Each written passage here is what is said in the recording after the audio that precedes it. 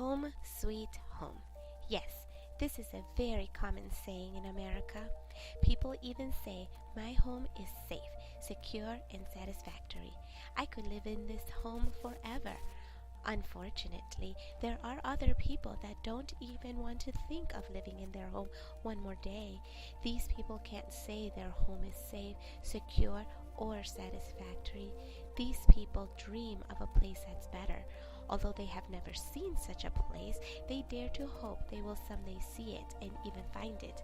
In the past, you have heard stories of some hopeful people dreaming of a better place, such as the enslaved Hebrew nation that left the tyranny of Egypt with hoping and dreaming of a good and spacious land. The pilgrims of old left England dreaming of a new land where they could be free, and immigrants of many oppressed nations have traveled across the tumultuous seas dreaming of a new wonderful land. People move from place to place. People dreaming of a better home are some of these brave people. My mother, too, was one of these dreamers. Many years ago, my mother lived in El Salvador in Central America, a third world country where most of the country lived in poverty. Living in the third world country of El Salvador was very difficult for my mother in her youth. Life was hard, taxing, and depressing. Her home was not very secure, safe, or satisfactory. There was no indoor electricity or plumbing. The structure was weak and the furniture scarce. My mother didn't go to school like most young people in America. Instead, she worked to help her family survive.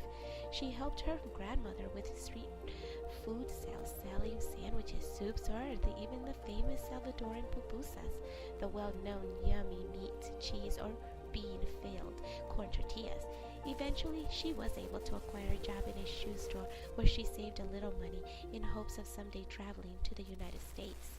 A place where people said the food was endless, the streets were so clean, everything is so clean that you could even eat out of a toilet bowl. People said work was plentiful for everyone who wanted to work. You could achieve your dreams. So of course she dreamed of going to America. As soon as she was able and given the opportunity to make the journey to this dreamland, she took it. In 1970, as a 15-year-old young lady, she embarked to Jersey City, New Jersey, in the United States. She left a husband and a 2-year-old daughter behind in hopes of a new home for them to live in. Although she was scared to be going to a new country, she looked onward in excitement as the dream was becoming a reality. She would travel on her first airplane ride and would see her uncle and 2 aunts, the only family she had in America. Once she arrived, she worked industriously in factories and saved money to send for her husband. Eventually, the funds were accumulated and he arrived. Soon after, I was born. They both worked hard and soon we sent for my sister. With much sacrifice and hard work, we were reunited. Later, my youngest sister was born. The family continued to work in the dreamland and we embarked on a new journey to Chicago, Illinois in the Midwest for a better job opportunity. Eventually, my mom's dream of owning her own business flourished. Along with the hard work and their new business, they bought a safe, secure, and satisfactory home for their daughters. My sisters and I have learned a lot of important lessons of perseverance and hope from our mother. Today, my mother continues to work hard as a proud business owner and enjoys a beautiful family with great grandchildren. Laura Ingalls Wilder once said, "No one has ever achieved anything from the smallest to the greatest unless the dream was dreamed first."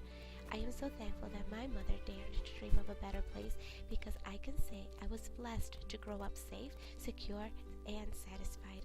Today, my sisters and I, together with my mom, we can say, America, home sweet home.